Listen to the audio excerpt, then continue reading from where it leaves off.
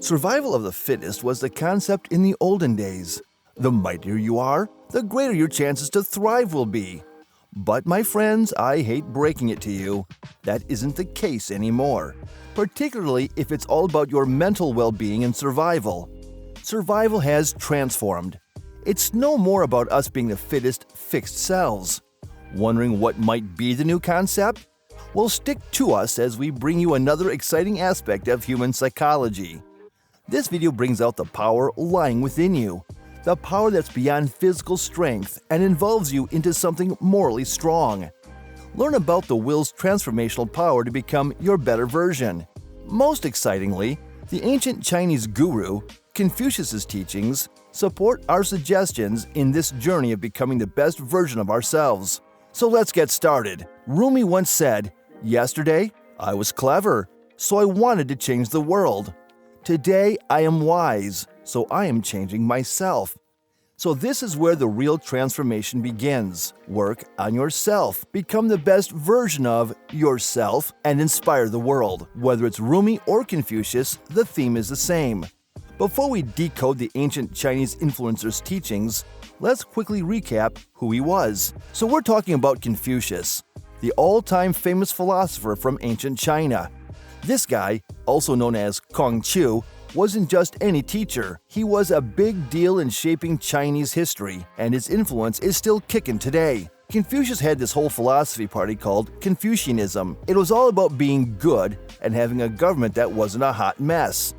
He professed personal and government morality, being decent in your relationships, throwing justice into the mix, and sprinkling kindness and sincerity everywhere.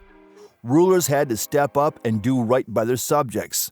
No slacking off there. Fast forward to today, and Confucius is still the VIP of East Asian culture. His teachings are like the foundation of how things roll in China and beyond. He left a lasting legacy, and his ideas on ethics and how we treat each other are still the real deal. So Confucius might be ancient, but his wisdom? Timeless. The ancient Chinese philosophy inspired by Confucius doesn't view humans as fixed beings.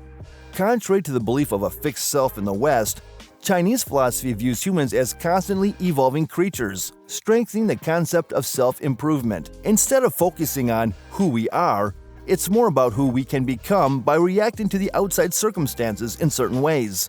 The renowned Harvard professor, Michael Puett, has also supported this philosophy by declaring the fixed self pretty dangerous. If we peel the layers further, this concept is called self-cultivation. Self-cultivation is the process of improving oneself through self-discipline, self-awareness, and self-reflection. It is a practice that has been emphasized in various cultures and religions throughout history. Confucius believed that self-cultivation was essential for personal growth and social harmony. He believed that one could become a better person and contribute to society by cultivating oneself. He once said, "Our greatest glory is not in never failing, but in rising every time we fall." Take some motivation, guys! So here's the kicker. Instead of obsessing over who we think we are, Confucius suggests focusing on what we can become. Our self is like a bunch of ever-changing patterns, way more malleable than we give it credit for. And that's where self-cultivation comes in. You might think of the patterns as some rigid practices that we need to break free to self-cultivate. This, however, isn't true. Our everyday rituals, which bind us to certain behaviors or personality factors, also make it to the list of the patterns we need to change to grow and evolve as better beings. Now, rituals, not the spooky kind, just everyday habits, are the secret sauce. They break us from our normal routines, helping us change those ingrained patterns. And that's where the magic happens, my friends. Imagine you're stuck in a loop of negativity, always coming off as bitter. Try to engage in conversations with a different vibe and act as if you're joyous, even if it initially feels fake. Over time, that joy becomes a part of you. Self-cultivation isn't only about morality in one's personal life or about becoming a monk. It floods your everyday dealings with pluses. For example, research suggests that we are more confident and creative when we see ourselves clearly. We make sounder decisions, build stronger relationships, and communicate more effectively. We're less likely to lie, cheat, and steal. We are better workers who get more promotions. and we're more effective leaders with more satisfied employees and more profitable companies. Self-cultivation is not an alien concept. It had been around for centuries. For instance, the idea of self-cultivation in education has been around forever, especially in ancient civilizations like China, East Asia, India, Pakistan, Greece, and Anatolia. They were all about building a cultural and philosophical foundation for education. In the East, Confucianism, Taoism, and Buddhism shaped how people learned and grew. Over in the West, Hellenistic philosophy was doing the same thing.